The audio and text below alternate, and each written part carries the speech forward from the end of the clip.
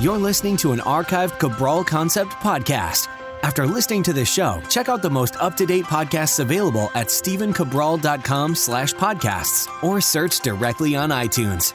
And now, welcome to the Cabral Concept, where board-certified naturopath and integrative health practitioner Dr. Stephen Cabral shares how he was diagnosed at the age of 17 with a life-altering illness and given no hope for recovery. It was only after studying and traveling all over the world did he discover how to combine ancient Ayurvedic healing practices with state-of-the-art naturopathic and functional medicine to fully rebalance the body and re-energize it with life. It's time to discover how to get well, lose weight, and finally feel alive again. And now, here's your host, Dr. Stephen Cabral. On part 2 of our Cabral HouseCalls, we're going to pick right back up where we left off yesterday. We answered some really great questions on autoimmune-based issues, on body fat testing. We went over going through some more rare genetic-based issues, talked about certain genes that could leave you susceptible to breast cancer and what I think about mammograms. We went through children and gut health. So check out that show. I think it was 6 questions answered yesterday at 1436. StephenCabral.com/1436. Today's episode and all the questions, if you want to follow along, are at StephenCabral.com/1437. All right.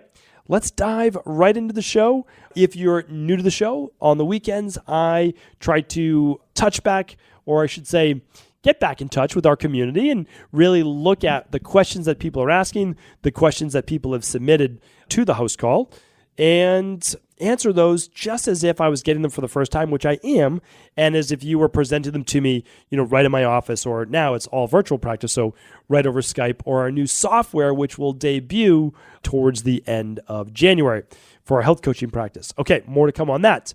But that's it. So I love being able to connect with our community, people from all over the world, and be able to chat. So let's get right into this first question. The first question is from Lisa. Hi, Dr. Cabral. I'm a longtime listener for the last 3 years and have always been sharing your podcast to help others. Truly appreciate how you do daily podcasts because it helps keep me motivated on my way to work every morning.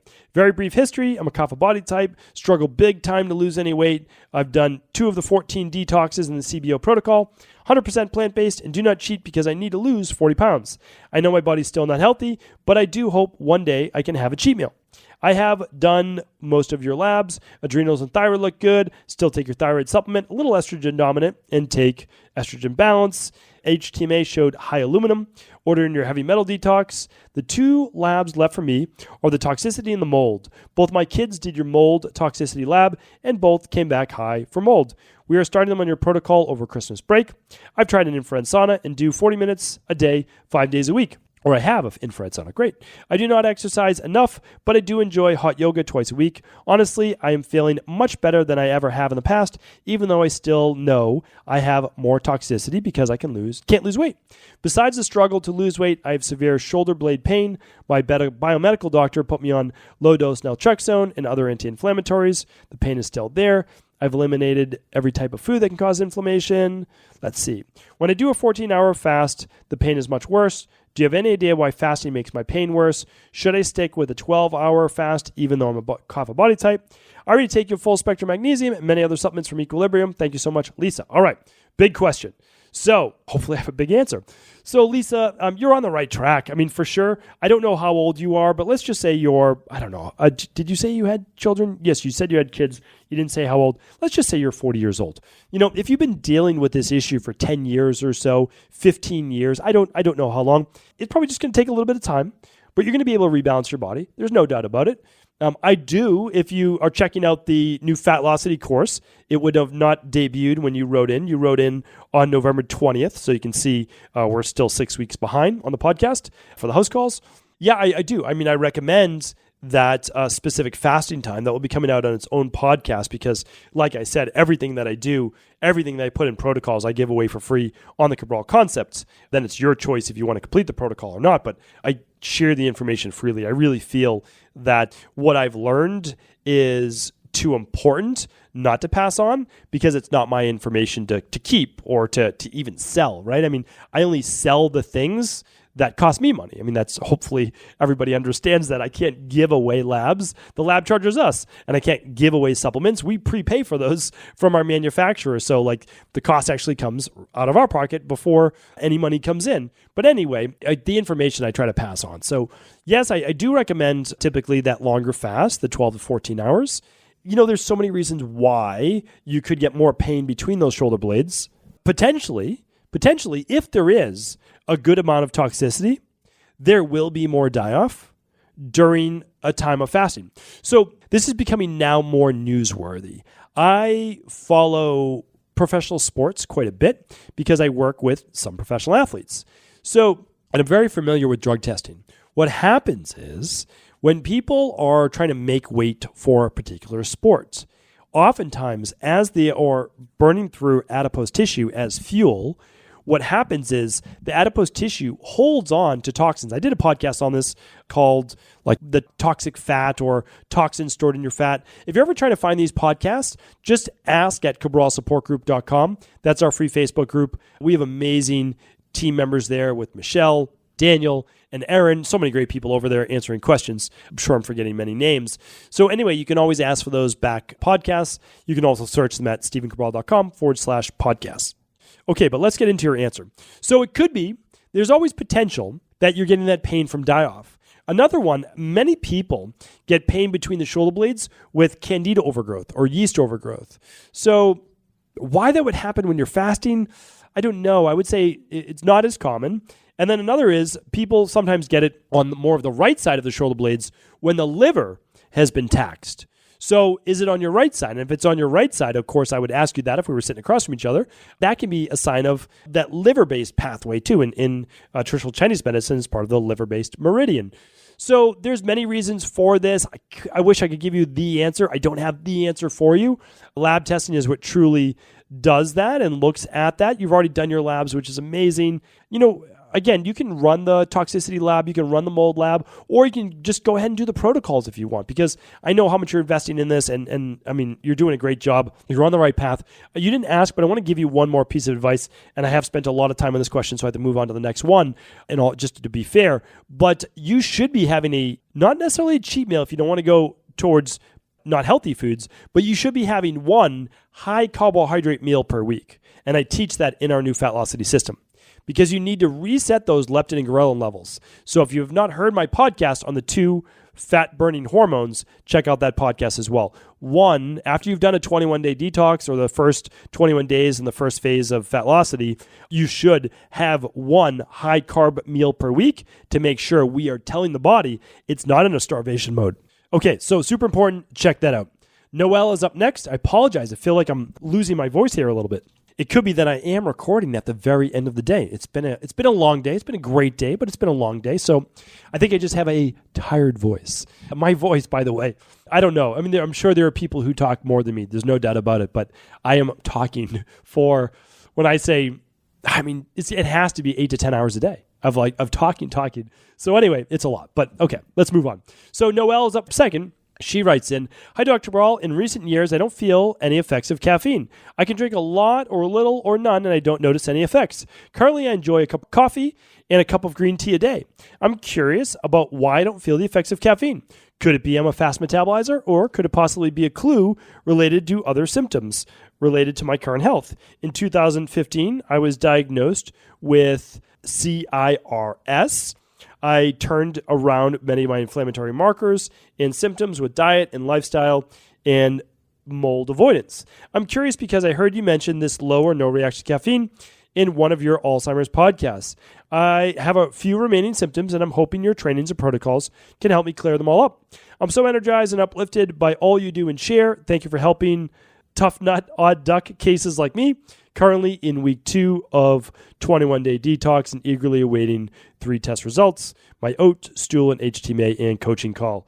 All right. Well, again, you're doing great, Noelle. So I love hearing these stories of people and all that they're doing. So here's the thing. It may not be a bad thing that you don't feel the effects of caffeine. You very well could just be a very fast oxidizer of caffeine. Your liver does a great job of processing caffeine, and that it doesn't have a big effect on you. So I don't know that I'd be overly worried about that. I really don't. One easy way to see if caffeine is affecting you, one is you can use a glucometer 20 minutes, 30 minutes after drinking caffeine. Does it spike your blood sugar? Meaning like take your blood sugar before the coffee or caffeine and take it after. If no, okay, good. And then also just take your heart rate. That's it. Like use a simple oximeter. So you just check your oxygen levels with your heart rate. And after, just take it for a minute, just sit there and watch your heart rate. And then again, about 20 minutes, a half hour after having your coffee, does it raise your heart rate, by more than 5 to 10 beats per minute? And if it does, well, then you're reacting to a greater degree, especially if it gives you jitters and anxiety. And then those people, well, they don't do well with caffeine. So I'm not totally against caffeine and I'm not totally for caffeine. I'm just saying that it has positive effects in a Kapha body type and negative effects with a Vata body type. And that's why there's no all for one. That's why people ask me sometimes like, hey, how come you weren't invited to speak at this conference or that? And I said, people don't know what category to put me in. And when you're not able to be fit in a tight little box, people don't know what to do with you. Like, is he pro-keto or anti-keto? Is he pro-paleo or anti-paleo? Does he like conventional medicine or not? Because the truth is that everything is about bioindividuality. Now, there's foundations for everything, but I'm not going to speak negatively about something if there's sometimes a use for it, right? But I'm going to say in the majority of cases, like I talked about yesterday on mammograms, I just can't go all in because it's radiating you, so it's like, well, why would I want to do that? And so you don't help prevent something by radiating it. Like that doesn't make a lot of sense. Okay. Anyway, so what was the question? No, I think I answered the question. Yeah, I don't think that there's necessarily too much to worry about. With Alzheimer's, there are actually many, many studies that show a lot of coffee helps to prevent Alzheimer's, but I don't believe it's because of the caffeine necessarily. It may be because of the antioxidants, which are quite high in coffee. But then again, if you're getting non-organic coffee and it's sprayed with pesticides and stuff, and I'm not sure that that's the best thing. So I wouldn't be drinking coffee to prevent Alzheimer's, but I also wouldn't be as worried about it. I would go through the 3 podcasts I did on Alzheimer's, the 3-part series, and look at all the tests that 14 or now 25 biomarkers you could look for what might be off, which leads to Alzheimer's. All right. Lysette is up next, or Lysette, Lissette. When we start a Dr. Cabral Healthy Mind, Body, Soul book reviews is what allow us to share knowledge of the different cookbooks with healthy recipes, scientific investigations that are done around food, medicines, etc. Also, when will you organize a retreat, convention, etc. to meet just ideas? Thank you.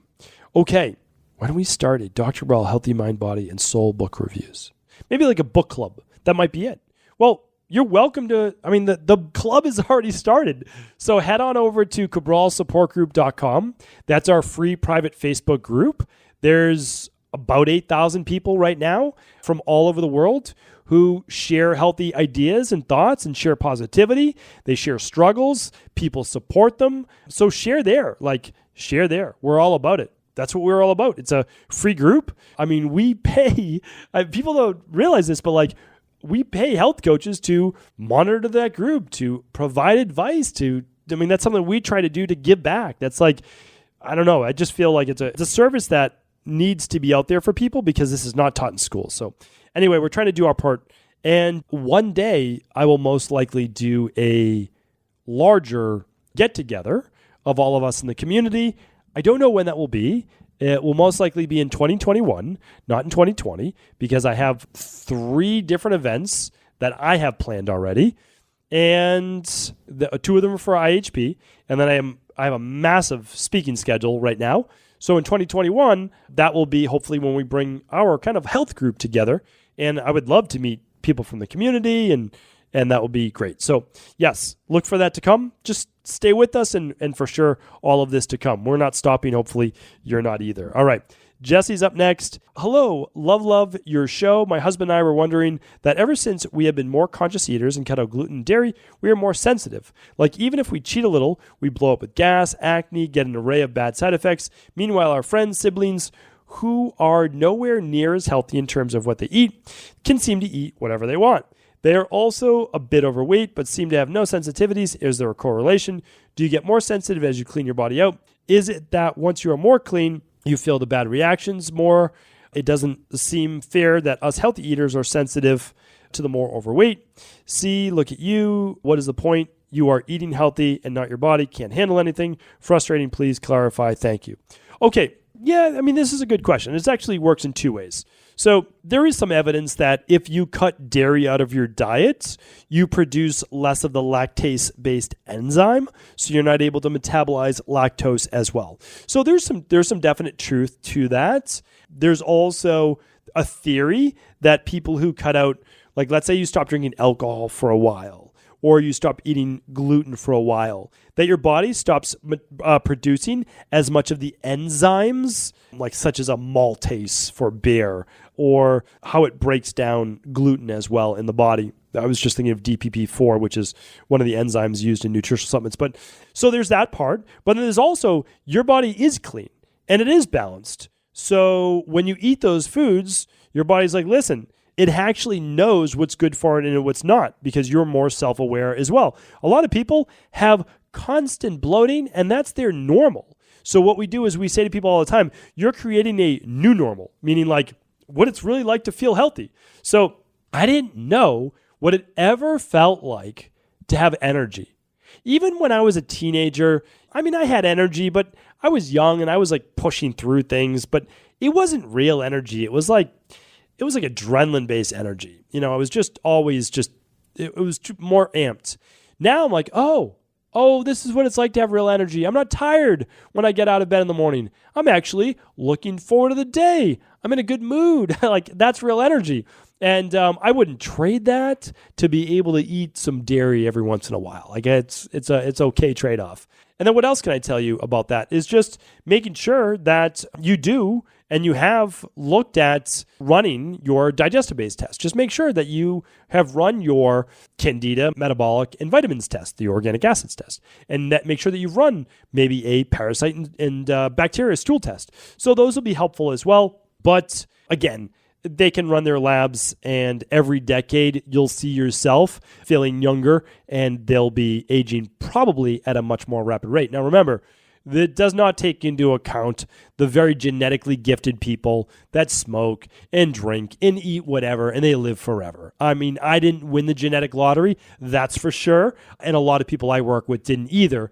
And the people who won the genetic lottery really can't, then shouldn't poke fun at others or antagonize them and give them a hard time, because there is something to be said for genetics. I don't think that it runs your world. I don't have the best genetics in the world, but what I do have is luckily the knowledge that I've accumulated from studying many great mentors and all over the world to say, here's how I combat my not so great genetics, right? My massive inclination to inflammation in all shapes and forms. All right. Thank you, Jesse. Anthony's up next. What are your thoughts, Dr. Brawl, on mouth breathing and health advocates who say to use tape over your mouth while you sleep? Breathing through our mouth versus our nose can contribute to poor sleep, dry mouth, high blood pressure, migraines, and more. When we breathe through our nose, we're able to activate the parasympathetic nervous system. This means we're more calm, relaxed, and ready for bed. So, Anthony, all of that is completely true, like 100%. And I've done podcasts on this too. Let's see if I can find it. Let's go to StephenCabral.com/podcasts, and I'm going to type in mouth tape. All right, there it is. Episode 981 on a house call. So check that out. And then check out the book. I did a book review on this called Oxygen Advantage. Let's see if that pops up. All right, we got 20 results. There it is. Episode 1113. There we go. So there are your two podcasts, and that will give you the answers you are looking for. Thank you, Anthony. But that is absolutely true. So check it out. Jay's up next. Hello, my daughter and I both have celiac disease. My daughter is 5, and when she starts to get sick, I always give her echinacea for the first 3 days. The herb causes immune-stimulating effects. I've always seen results in her recovery when I give her echinacea. Should I stop giving it to her? Will it cause long-term problems? Do you recommend anything else as an alternative? Thank you. Okay. So for celiac disease, I can't recommend enough for both of you running the candida, metabolic, and vitamins test, as well as the parasite and stool, bacteria stool test, and the complete food sensitivity test. Why? Because you want to look at what's going on with your gut. I know it's celiac, it's genetic, and you can't tolerate gluten very well. Agreed. However, we've worked with many people, helped to fully rebalance their gut, and then they're so much less sensitive and so much less inflamed in a general state, meaning the rain barrel isn't quite as full all the time. Okay, so that's what I recommend checking out. You can also check out the children's CBO protocol, which, by the way, someone asked earlier about, do you have children's products that are not tablet formed? And yes, of course. And then we have the adult CBO protocol. What was your other question? Echinacea. Okay, so echinacea, in the research, up to 2 weeks time of use. That's how we use it for my daughters, up to 2 weeks, and then we don't use it again for a period of at least 2 weeks. And the reason is, just like you said, you are mobilizing white blood cells. So, there's some thought that echinacea could be more of like an adaptogen, meaning like you can use it and it won't really affect you too greatly. And then there's some research which shows that it does ramp up the white blood cells. And I lean more towards conservative for sure. So I recommend using it for up to 2 weeks and then not using it for 2 weeks. And if you have to, then going back to it again. But typically, 5 to 7 days of using echinacea, totally fine. I see no issues with that, unless, of course, your daughter or you are sensitive to echinacea. So hopefully that is helpful, Jay. And thank you for writing in. I wish you and your daughter well. Thank you, everyone, for listening to the Cabral Concept. I appreciate you. Thank you for the reviews. If I haven't said it already, thank you so much. We are now over 1,000 reviews of the Cabral Concept. I read every single one of those reviews, and I appreciate you for writing in. If you get a moment, it will take you less than a minute. If you could leave a review on iTunes, if you could leave a one on any player that you use, whatever you use to listen to this podcast, I would appreciate it if you could leave that review. Thank you so much. Take care, and I will talk with you tomorrow on our Motivation and Mindset Monday. Did you know that the body really only becomes sick or imbalanced in only 2 ways? Over time, you become deficient in vital nutrients, and you also accumulate toxins internally and from the environment. As those nutrients diminish and you increase your total toxic load, your body then begins to show the first signs of dis-ease. It's actually quite predictable, and the good news is that if we know how you began to fill up that proverbial rain barrel, we also know how to empty it to begin the healing process. I was fortunate enough to learn this ancient healing process from my mentor after suffering from debilitating diseases for close to a decade. It was only when I began to implement these techniques did I finally overcome my illnesses and go on to live a life of energy and vitality that I now enjoy. I'd like to share with you now what I discovered after traveling all over the world and how to combine the best of ancient healing wisdom with state-of-the-art science.